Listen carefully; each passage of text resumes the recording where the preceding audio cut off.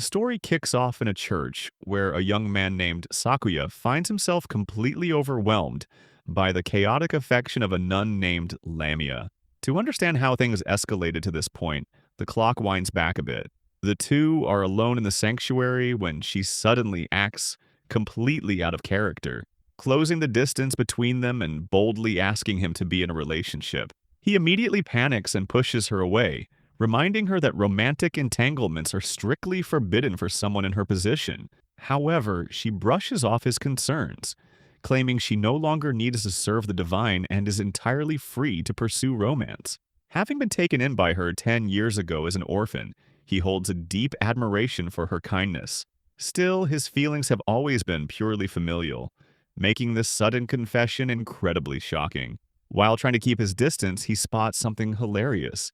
She has a cheat sheet for her confession scribbled directly on her hand. Realizing that she is completely frozen with nerves and isn't naturally this pushy, his worry melts into a sense of understanding.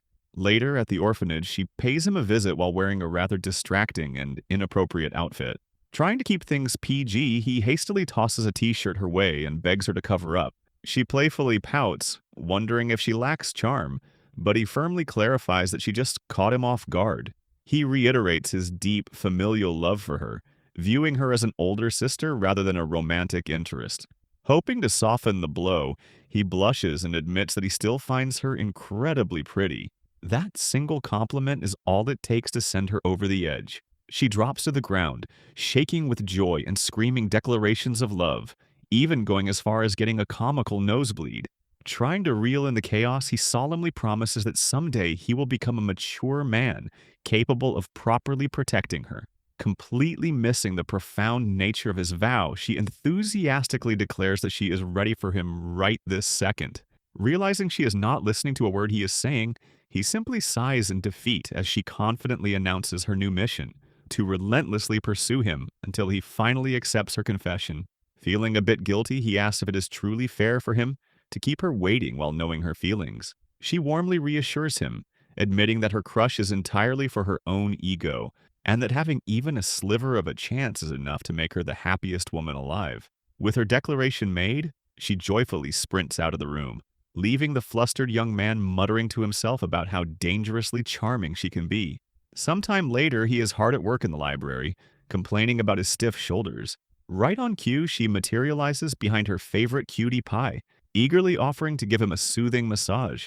When she eagerly proposes a compromise to their situation, Sakuya immediately shuts her down, reminding her that crossing that line is strictly forbidden. Attempting to push past his defenses, Lamia tries to properly confess her feelings but gets too flustered to even finish her sentence. Suddenly, her intense embarrassment morphs into dramatic despair. Convinced that she is completely pathetic and lacks any real charm, she throws herself into a nearby rubbish bin to hide from the world. Amused but sympathetic, he breaks the silence to reassure her. He declares that she is the most beautiful person in the world and blames his own stubbornness for the rejection. Instantly cured of her insecurities, she happily pops out of the trash, leaving him slightly bewildered by her lightning-fast recovery. Later that night in their shared room, she boldly invites him to share a bed.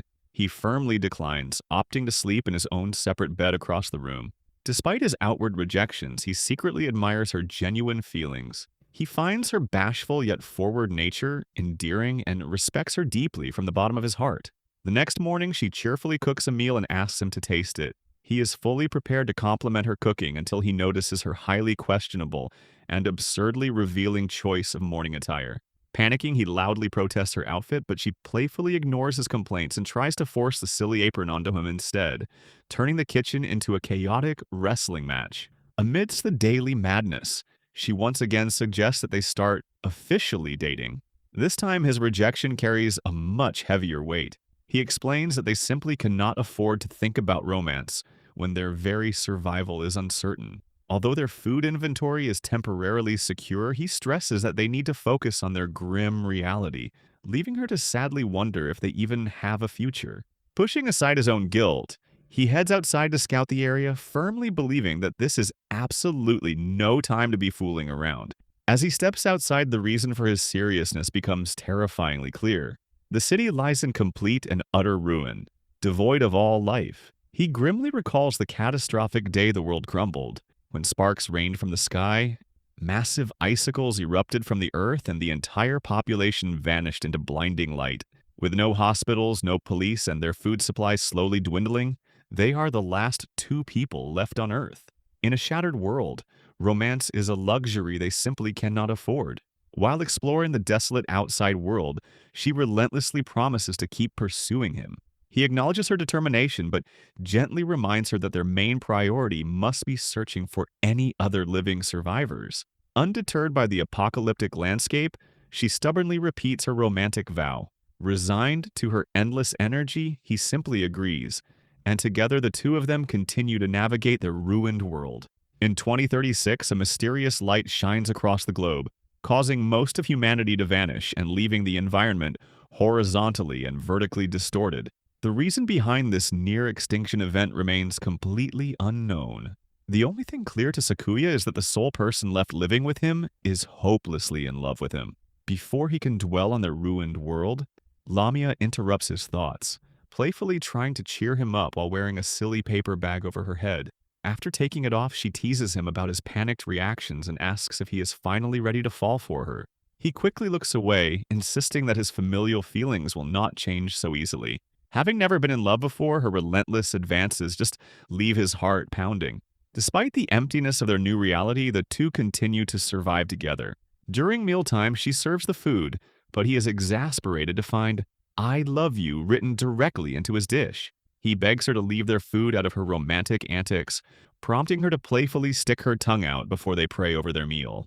3 months have already passed since the cataclysm. While reading, he calculates their grim odds of survival. Although solar panels provide electricity, their gas and running water are completely gone. Their non-perishable food is holding up for now, but fresh ingredients are scarce, meaning starvation is a real threat by next year. Even with sunlight, there is no guarantee their garden vegetables will yield a harvest, causing his anxiety to skyrocket. Noticing his distress, she pitches a ridiculous idea to cheer him up, playing a game where they pretend to be desperately in love. He immediately rejects the notion, completely immune to her innocent puppy dog eyes. When he demands she say something else, she responds by silently extending a hand and repeatedly poking him. Flustered, he tries to push her away but accidentally bumps into her chest. Instead of getting mad, she blushes heavily and jokingly calls him a pervert.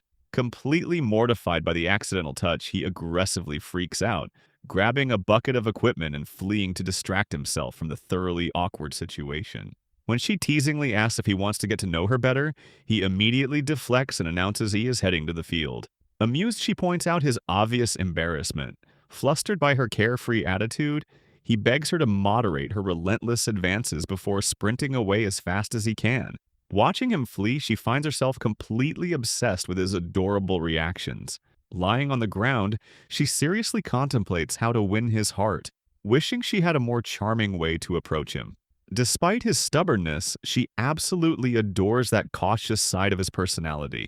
Feeling a bit flustered herself, she decides to cool off by drawing a warm, solar-powered bath. While relaxing in the water, she happily reflects on their dynamic, knowing she has to keep poking fun at him to get any genuine reaction out of him.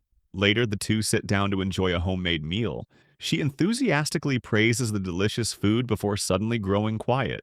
When he asks what is wrong, she playfully boasts about acquiring a new tolerance for his accidental physical affection.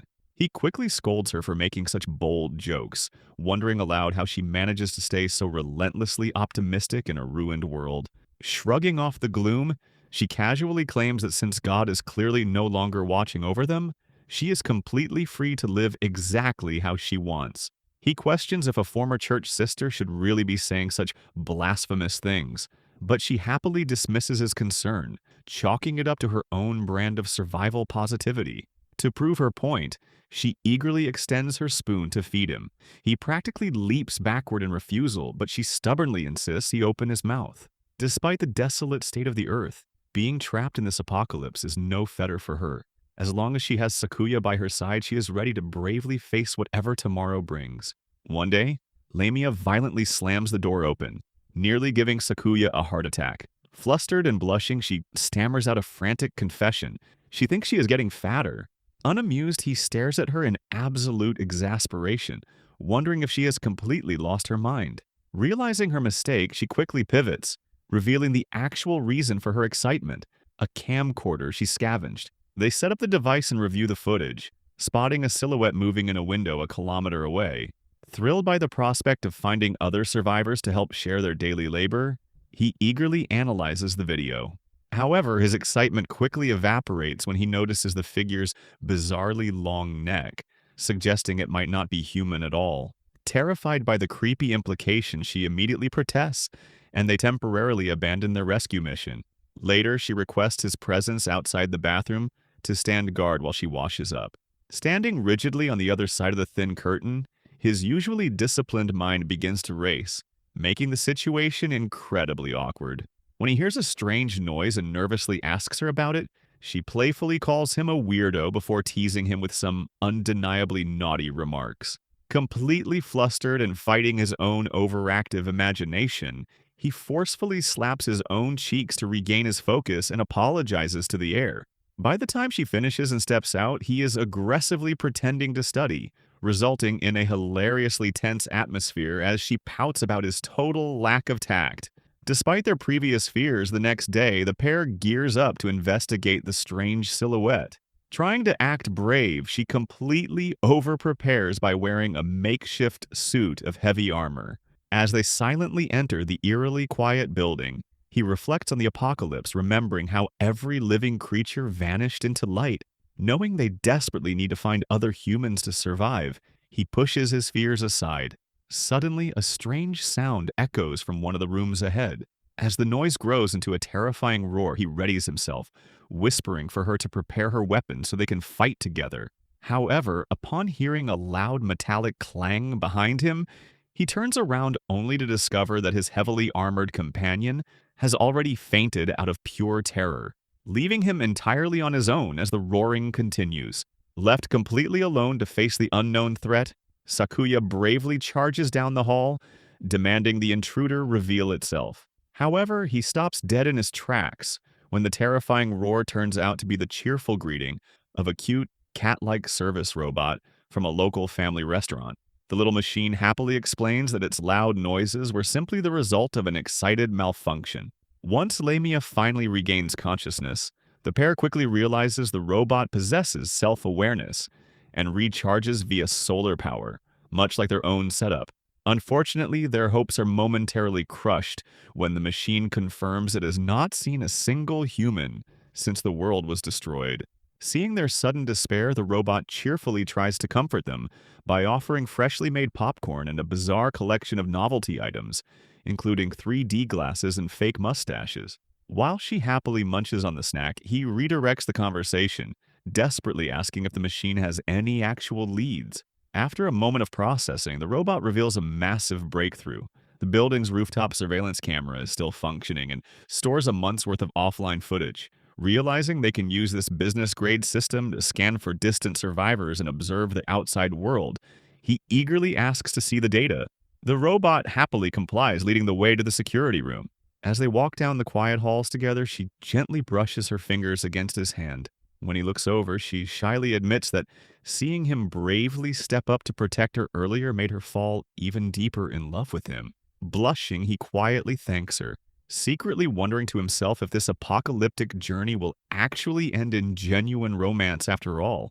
Their heartfelt moment is abruptly interrupted when their robotic guide announces their arrival at the monitor room. The machine quickly boots up the system, projecting the stored data onto the main screen. Sitting before the glowing monitors, his stomach churns with uneasy anticipation as the screening finally begins, hoping the footage will provide the answers they so desperately need. Taking in the nice lighting and ambiance of the screening room, Sakuya feels a brief wave of nostalgia for their original world. The robot announces that the system will take a moment to boot up. Seizing the opportunity of the dimly lit room, Lamia enthusiastically attempts to flirt with him, completely ignoring the serious situation. He quickly rejects her advances, accusing her of ruining the atmosphere. Undeterred, she defends her actions, proudly revealing that she is following a romance manual to make him fall in love. Aghast that she is taking dating advice from a questionable book in the middle of an apocalypse, he aggressively scolds her. Their bickering is suddenly cut short when the robot strictly shushes them, reminding the embarrassed pair to follow proper theater etiquette. With quiet restored, the machine plays the live feed. The footage boasts remarkable resolution, offering a sweeping view of the distant landscape that their ground-level church could never provide. Thrilled by the potential of finding other survivors, he asked the robot to rewind the recording to a month ago, exactly 2 months after the world was destroyed. The machine complies, fast-forwarding through the stored data. He watches the screen with bated breath, desperately praying for even a single trace of life to appear. However, as the days and nights blur together on the monitor, the results are devastatingly empty. There are no humans, no animals, and no signs of movement. While he sinks into disappointment, she watches the empty screen with a secret sense of relief, entirely unbothered by the lack of survivors as long as she has him by her side. While Lamia is perfectly content with their isolation, the empty footage utterly crushes Sakuya. Trying to mask his heartbreak, he forces a smile and casually brushes off the disappointing results. Deep down, however, he had desperately clung to the hope of finding a thriving community far away. Memories of playing video games with his friends flashed through his mind, sharply contrasting with the reality of their destroyed home. He mentally berates himself for being so terribly naive, acknowledging that he should have accepted the world's desolate state when they found no traces of life earlier. Determined to push forward, he suggests they ask the robot for supplies to solve their immediate food security problems. He optimistically claims they will repay the debt once the world returns to normal. But even as the words leave his mouth, a heavy skepticism settles over him. Recognizing his silent struggle, she thoughtfully invents an excuse to give him space. She suddenly turns away, claiming the shock of the empty footage has moved her to tears and requesting 10 minutes of privacy. In reality, she isn't shedding a single tear. She is simply providing a clever cover for him to freely weep without feeling embarrassed. Grateful for her unspoken kindness, he accepts the excuse and lets his own tears fall. As the reality of their 3-month fruitless search sets in, the absolute certainty that they are the only two humans left becomes undeniable. 10 minutes later, he heads to the washroom to clean his face. He mutters to himself, feeling incredibly pathetic for crying and making the situation awkward. Wanting to reassure her that he is perfectly fine, he completely changes his demeanor. He throws the theater door open with forced energetic confidence, loudly announcing his cheerful return. However, the room appears empty. Before he can process her disappearance, she gently embraces him from behind. Startled, he loudly questions her actions. She softly explains that she knew he was pushing himself too hard and simply wanted to calm him down. She admits she initially considered using his vulnerability to make him fall in love with her, but she couldn't bring herself to be dishonest with the person she cherishes. Extending a comforting hand, she offers her deepest sympathy, promising that no matter how uneasy he feels, she will always be right there by his side. Holding his hand, Lamia promises to stay by his side forever, even in a world abandoned by God. Later that night, as Sakuya lies in bed, the heavy realization sets in that their home will never return to normal. He begins to feel that holding on to hope is entirely useless. While he quietly spirals into these dark thoughts, she peeks into the room to check on him. Seeing her there fills him with profound gratitude. From the bottom of his heart, he realizes that her presence is the only thing giving him the strength to continue on. The next morning, she playfully offers to spoil him whenever he feels down. Brushing his hair back, he accepts her comfort but firmly states he won't hold back his annoyance at her constant romantic advances. Despite his exasperation, he secretly ponders his shifting feelings. While he still views her strictly as family, the thought of eventually crossing that line quietly lingers in his mind. Their quiet moment is abruptly interrupted when Nayata suddenly alerts them to a new detail in the restored footage. Pointing to a recording from 2 days ago, it highlights a faint trail of smoke in the distance. Instantly on high alert, he orders it to zoom in. Having not seen a single wisp of smoke in the past 3 months, he desperately prays that the fire belongs to another human survivor. However, as the image enlarges, his hopes are dashed. The screen only reveals 2 other identical service robots gathered around a bonfire. Recognizing the machines as its cousins, Nayata rejoices that they are alive. Completely disappointed by the lack of humans, he lets out a heavy sigh. However, Nayata quickly points out a crucial detail. Table-setting robots are strictly programmed to never touch fire for safety reasons. meaning it had to use a microwave to make their popcorn earlier. The realization hits him like a lightning bolt. If the robots cannot start a fire, a human survivor must have lit the bonfire for them. Staring at the screen, a renewed sense of hope washes over him as he realizes they are clearly not alone in this ruined world. Lamia excitedly discovers a brand new blanket, which Sakuya eagerly agrees to take home. Still reeling from the footage, he marvels at the fact that they have finally found traces of life after 3 months. He asks Nayata to zoom in further, but the robot explains it is impossible, confirming that the video is from 2 days ago and the mysterious group has since moved on. Certain that a human must be traveling with those robots to start the fire, his hopes soar. Hoping to attract any nearby survivors, she manages to turn on the building's exterior illumination, lighting up the entire structure. He thanks her, completely mesmerized and blushing at her bright smile. Deciding they need to properly gather food and supplies before embarking on a rough expedition, they agree to head back home. They leave the robot behind in the building, as it is a convenient place for it to recharge, but hand over a communication device so it can call them if it ever feels lonely. During the long drive back, she takes the wheel. Glancing at her in the driver's seat, he suddenly realizes he is intensely conscious of her as a woman for the very first time. He blushes heavily, unsure if his mind is just playing tricks on him. Upon returning to the relaxing safety of the church, she notices him spacing out and playfully calls his name, nearly making him jump out of his skin. Blaming his distraction on exhaustion, he desperately tries to act casual. To shift the awkward mood, they begin analyzing the cause of the world's destruction. She jokingly suggests a giant monster engulfed everyone in light, which successfully eases his lingering nervousness. In reality, he suspects a military weapon or an alien invasion. However, the existence of their new robotic friend complicates things. Since the service robot never possessed a personality AI before the apocalypse, he wonders if a rogue system or some fantastical phenomenon suddenly granted machines consciousness. While he is lost in his deep, serious thoughts about the state of the world, she suddenly hugs him tightly from behind, quietly admitting that she is scared. Her sudden closeness sends his heart into overdrive. Panicking that the proximity feels a little too nice, he aggressively turns around to push her away, but accidentally ends up planting a kiss squarely on her cheek. The accidental affection leaves them both completely freaked out, briefly abandoning all thoughts of their ruined world as they process the massive romantic leap. Here I am.